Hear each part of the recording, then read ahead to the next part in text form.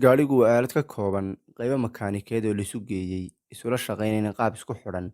Halka uu matoorku yahay waxa suurto gelinaya inuu dhaqaaqo gaadhigu, la'aantiina uu noqonayo beerta saaran oo meel iska yaalla.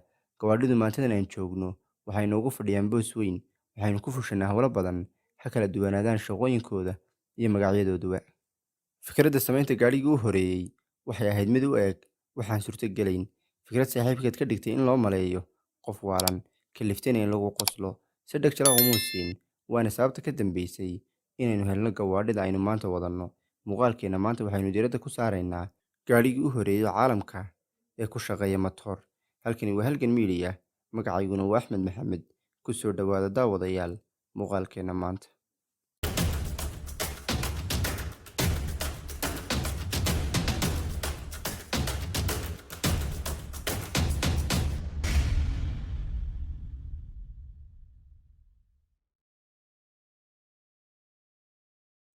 Carl Benz waxa uu qofkii u horeeyay ee sameeyay gaadhi soconaya. Waxa uu hindisay xilli aanay dadku aqoonin wax gaadhi lagu magacaabo. Waxa uu dhaliyay fikraddan xilligii ugu xumaa ee reer Yurub. Waxa uu u soo joogay laba dagaal oo waaweyn, dagaalkii koowaad adduunka iyo kii Siidaan. Carl waxa uu ku dhashay koonfurta dalka Jarmalka, sanadu markay ahayd 1844. Waxaa la isticmaali jiray xilligaas tareenno ku shaqeeya dhuxul. Aabihii waxa uu ahaa darawal tareen, waana sababta dhalisay inuu ku fakaro Carl barashada habsocodka aaladaha dhaqaaqa. Sidoo kale xilligaasi waxa uu ahaa xilligii kacaanka warshadaha. Waxa uu 7 sano ka shaqaynayay warshado kala duwan. Kadib waxa uu furtay warshad uu iska leeyahay. Xilligaa waxaa shayr la ahaa in ay saaxiibo ahaayeen. Waxaa lagu dayactiri jiray warshadooda qalabka warshadaha ee ciladoobay. Laakiin sanad kadib waxaa dhacday inuu saaxiibkii ka laabto heshiiskii shaqo wadaagga ahaa, mashruucii iyo waddadii ay wada qaadeenba. Waxa uu keligii ka shaqaynayay warshaddii 5 sano oo dambe. Sanadu markay ahayd 1879 waxa uu sameeyay matoorkiisii ugu horeeyay, waxayna noqotay guul uu gaadhay iyo tallaabo hor leh oo ku rumeynayo riyadiisa. Waxa uu u soo bandhigay mashruuciisan curdinka ah 2 nin oo ay saaxiibo ahaayeen si ay ula kaalmeeyaan. Waayo far keliya fool ma dhaqdo. Way ka diideen maxaa yeelay waxay u arkeen fikraddiisa midaan suurtagal ahayn. Waxa uu gudagalay sidii uu horumarin lahaa matoorkiisa una dhammaystiri lahaa waxa ka dhiman. Waxa uu soo saaray gaadhi 3 lugood leh sanadu markay ahayd 1895.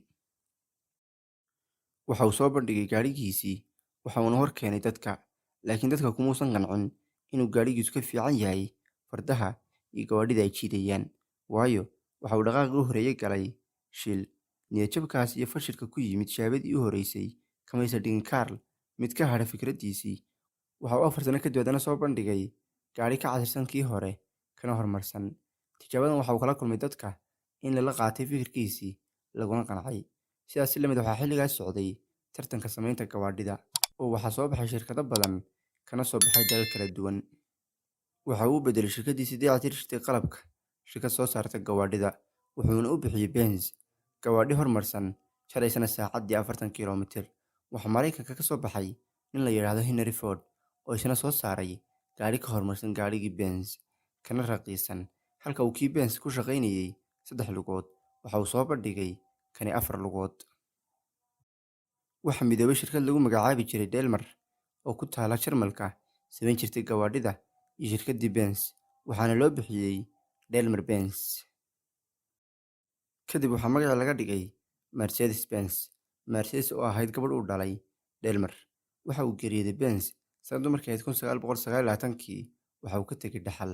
Maantadan la joogo waxa ay ka mid tahay shirkaddiisii shirkadaha ugu horumarsan ee soo saara gawaadhida aadka qaaliga u ah. Guud ahaan intaas waa muuqaalkeenii maanta. Haddii uu ku qanciyay, ha ilaawin inaad like saarto. Haddaad nagu cusub tahayna subscribe oo nagu soo biir. Mahadsanid daawade.